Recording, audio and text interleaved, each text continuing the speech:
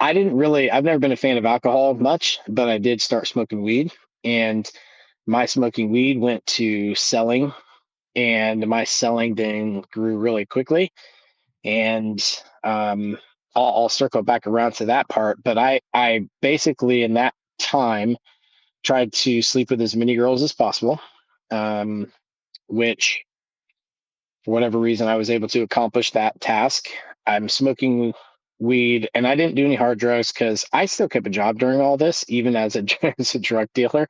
Um, and I had grown to a level where people were coming up to me in our city in stores saying, "Hey, are you Mike Wiggin?" And I would say, "Well, who's asking?" And they're like, "We just heard you had the best weed. We want to buy some." And like, I didn't know who these people were. So it made me really nervous.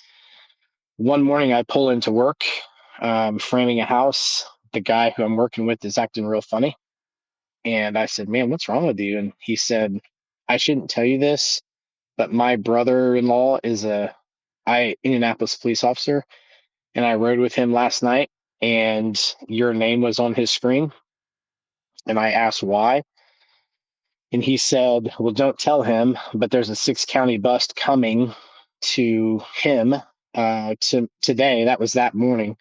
As soon as he comes back into to Greenwood tonight. And so I left the job site, went to a gas station right around the corner, cleaned out my car, had all these little compartments with drugs in them, swept it, put air freshener in it, and drove home. And as soon as I crossed into Greenwood, I was pulled over probably six times a day and searched every single time. And they were so mad because they had me dead to rights, but they couldn't find anything on me. Follow Dudes Without Dads podcast for the full conversation.